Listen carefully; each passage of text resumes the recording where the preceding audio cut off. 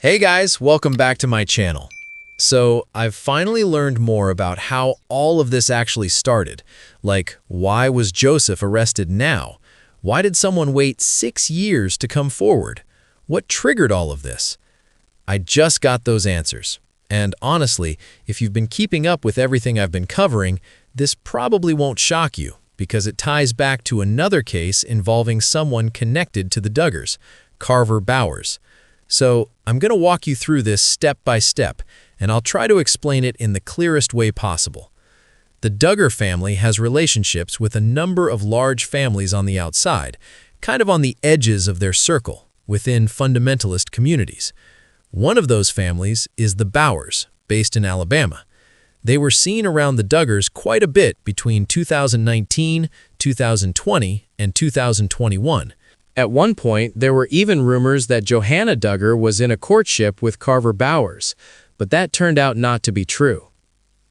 Now, Carver Bowers was eventually arrested in Alabama, facing 2 charges that are very similar to what Joseph Duggar is now accused of. Those charges came from incidents involving a minor from a few years prior. So, here's how that situation came to light. One day, a young girl told her parents what had been happening to her. That led her parents to confront Carver, and when they did, he admitted to it. He confessed to his parents, to his wife, and also to his in-laws. Now, if you follow the online discussions around these communities, you'll remember that Carver Bowers' arrest became a huge story. It spread across snark forums, free ginger, everywhere. And a big reason for that was his mother-in-law, Amy Paul. She and her husband went public. They spoke out, went live, and openly said that they reported Carver to the police after he confessed. And just like Joseph, Carver apologized to the victim. He tried to downplay it, saying he was just a homeschooled boy, curious, calling it dumb behavior. But Amy didn't accept that. She went public, and it went viral. She did live streams talking about everything and made multiple posts on Facebook about the case. Her daughter had only been married to Carver for about a year, and at that time, Amy was openly encouraging her to leave him. Now, her decision to speak out publicly brought a lot of backlash, but it also brought massive support. And the story exploded, both inside and outside Duggar-related circles. Because what Amy did went completely against how the Duggars typically handle situations like this. It broke their pattern. Because Jim Bob still has a kind of influence over how these families deal with issues. But Amy and her husband didn't follow that. They're different. They come from a military background. They respect law enforcement. They weren't raised the same way. They're more loosely connected to fundamentalism, not at the same level as the Duggars. So here's what I was told happened next. When that first girl came forward, and Carver was reported, it became something that other girls started talking about. Girls in the same age group. And Joseph's victim is in that same group. Before all of this, she didn't fully understand what had happened to her.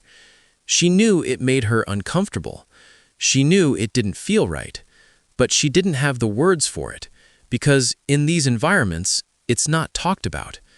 So then she sees another girl speak up. She sees action being taken, and that's when she goes to her own parents and shares what happened to her, because something very similar had been done by Joseph. After that, her father confronted him, and this is where everything shifts, because what really happened is one parent chose to go against the system. She reported her own son-in-law instead of staying silent, and that decision created a ripple effect. Other girls began to recognize what had been done to them by brothers, cousins, uncles, in-laws. They always knew it was wrong, but they didn't realize reporting it was even possible, because before this, nothing ever happened. But once Amy Paul reported Carver and people saw that real consequences could happen, everything changed. And I've been told that more boys have been reported across different families, all because of what Amy started. By speaking out, by calling it what it is, by showing that you can go to the police instead of handling it privately. It opened the floodgates. And honestly, it's powerful. Because Amy stood up against Jim Bob, against the system, and said, no, we're not keeping this inside. We're going to the police. That moment spread everywhere. And suddenly, so many girls, friends, sisters, cousins, realized they had similar experiences. So when I asked my source today, is this going to continue? Are more boys going to be reported? They said yes. Because now, people understand. They understand accountability. They're seeing arrests happen, where before, nothing ever did. So in a way, this has become a kind of Me Too moment within that community. And it all started because one mother refused to accept excuses. She didn't accept the apology. She didn't accept the justification. Because what I was told is the Duggar system created a kind of playbook, a way for boys to think they could get away with this behavior. When it was normalized, minimized, other boys followed that same pattern, believing nothing would happen.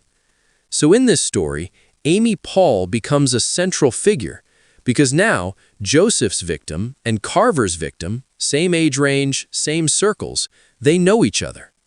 They're friends. And when one came forward, the other had that realization, wait, this happened to me too.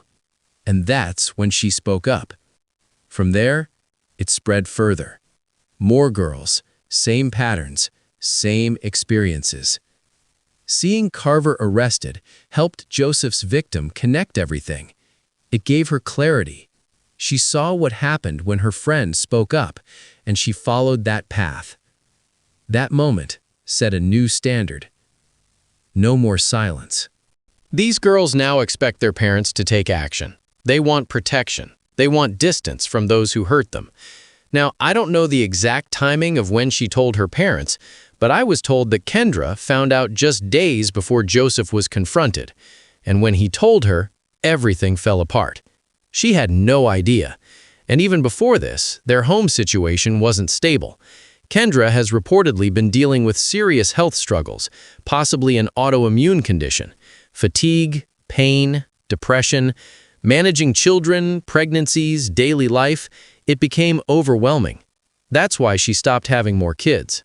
Her body just couldn't keep up. And Joseph wasn't stepping in to help, so things started unraveling. When authorities came to the home, it was described as being in very poor condition. Unsanitary. Messy. It was clear the children weren't receiving proper care. Kendra was overwhelmed, physically and mentally struggling. And then there were the locks on the outside of the kids' bedroom doors. The explanation given was sleepwalking, but that didn't hold up. Combined with everything else, it raised serious concerns. And from what I was told, that wasn't Kendra's decision. It came from Joseph, because that's how he was raised. That practice, locking kids in rooms, has been part of that system before. And now other siblings are starting to panic because some of them have done similar things, and they're realizing they could face consequences too. Kendra was completely blindsided. She's devastated, depressed. The children have been removed from the Duggar family, and her parents want her to leave Joseph so she can rebuild. What shocked everyone wasn't just Joseph's arrest, but Kendra's too. It made wives realize that staying silent has consequences. Even knowing something and not reporting it can make you responsible. Kendra only found out days before, yet her entire life changed in a week, showing the level of control in these homes. Now the children are safe. Joseph will likely face consequences, and everything has shifted. Amy speaking out has opened people's eyes. Families are realizing the system itself created the problem, and hiding it only made things worse. More girls are now coming forward. More reports are being made, and there could be further arrests. A major turning point is that a pastor reported Joseph. When a pastor goes to the police, it sets a new standard. Accountability matters, and handling things privately doesn't work. One person speaking out helped others understand their experiences, and now they're demanding justice. To anyone watching, you are brave. What happened was wrong, and you deserve justice. Speak up. You are not alone. This may finally be the moment things begin to change. Share your thoughts below, reach out if you need to, and most importantly, talk to someone you trust and go to the police. Don't forget to subscribe, and I'll see you in the next video.